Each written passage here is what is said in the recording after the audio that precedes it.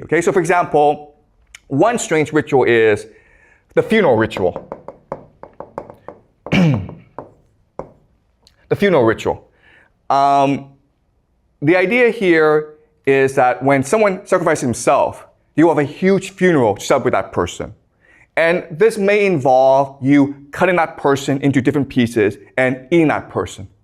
Okay? But you will develop really strange rituals. Okay, does it make sense? Okay, so I'm going to answer your question.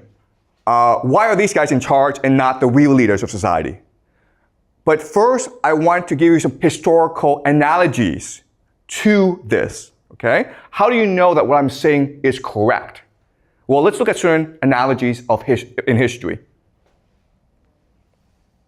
All right. So, Sparta.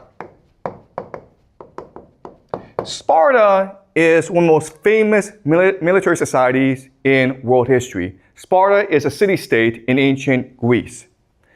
And you may have heard of Sparta. A movie about Sparta was made called 300. I'm not sure if you guys have seen the movie 300. But 300 is really about 300 Spartan soldiers who are fighting millions, not millions, but hundreds of thousands of Persian soldiers. Persia is invading mainland Greece. They fight at a place called Thermopylae, the Battle of Thermopylae. And this is the pass into mainland Greece. The Greeks have to hold this position if they are to prevent the invasion. Okay? 300 Spartan soldiers, backed by thousands of other Greek soldiers, make a last stand in this pass.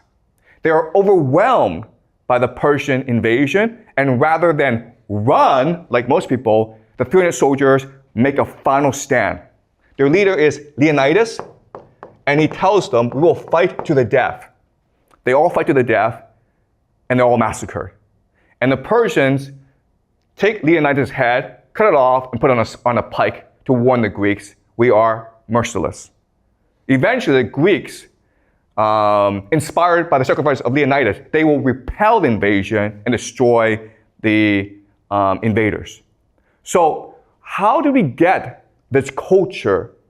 Okay? Well, the education system of the Spartans is really interesting. It's really disturbing, actually. So young boys at age 5 and 6, they're taken away from their homes. And they are put in a school run by older boys. Okay, so the older boys are maybe like 10, 11. And so what happens, as you can imagine, is the older boys beat the crap out of the younger boys. Okay? From day one, there's no education. They're not learning anything. All that's happening is the older boys are just beating the crap out of the younger boys.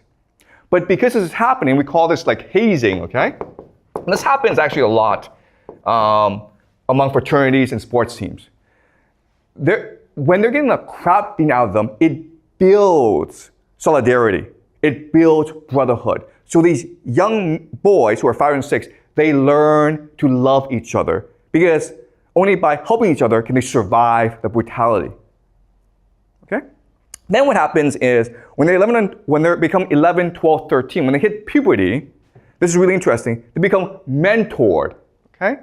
Mentored by an older soldier, an older Spartan soldier who's maybe 28, 29, 30. But he has a family. They become lovers. They have sex with each other. And this builds group solidarity. Okay? So during hazing phase, these young boys learn to trust each other. They learn how to bond with each other. During the mentorship phase, these young boys learn to think like in a hive mind, okay? They learn to be part of a larger group. Then when they turn 18, they graduate, okay? And in order to graduate, what they do is this. They have a mission. So the Spartans have slaves called helots, okay? These are just people that they've conquered and who are now work as slaves in the fields for them, okay? They're like serfs. So there are lots of rules governing the helots. An important rule is curfew. So if it's dark at night, you cannot be outside the house. If you are outside the house at night, you could be executed, okay? So as a graduation mission, these young soldiers hide in the fields at night. okay? They hide in the fields, and they wait for the sun to go down, so it's now dark. And they look for helots to come back because they're late. And what they'll do is they'll sneak up behind the helots and cut their throats. Okay, this is basically sacrifice. Okay, human sacrifice. So the Spartans did this as well. It's a very common thing.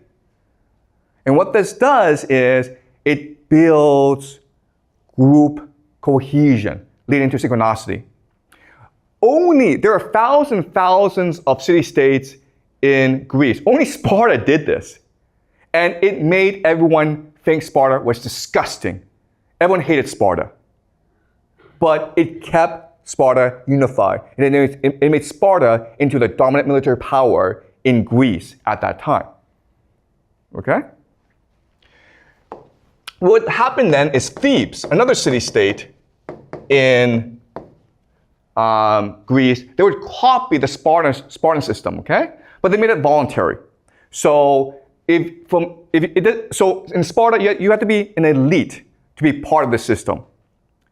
But in Thebes, anyone could join the system, okay? And they call the system the Sacred Band.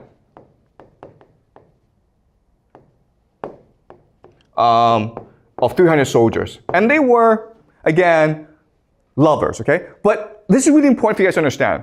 At this time in history, there's no concept of homosexuality. It was perfectly permissible. No one cared if you had sex with men or animals or whatever, okay? It was not a big deal. This comes much later in modern times. Back then, homosexuality was not considered a concept. Okay, if you're out in the field, if you're out at war for like years and years and there's no woman around, you're gonna have sex with other men. It's a very natural thing to do. Okay, it doesn't mean you're homosexual, okay? So the Sacred Band of Thebes became the dominant military power after Sparta. Okay, it's called the Sacred Band. And they were like the vanguard, they were the spearhead. They would be the first in battle. And they were so ferocious that their enemies would run away, okay?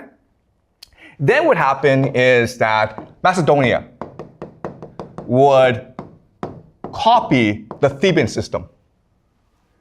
Who's the most famous Macedonian in the world? Do you guys know? Which Macedonian is the most famous ever in human history? You know the name, but you may not know he's Macedonian. Alexander the Great, okay? His father is Philip II. Philip II is the one who actually built the greatest army in the world, the Macedonian army. And it was Alexander the Great, his son, who would take this army and conquer Persia. Okay, we'll learn this later on. But Philip II learned all this from Thebes. And at first, Macedonia and Thebes were allies, but Philip II was very ambitious. So then he wanted to conquer all of mainland Greece. And in 338 BCE, at the Battle of Trachonia, Macedonia fought against the combined might of Thebes and Athens. And Macedonia destroyed Thebes and Athens, okay?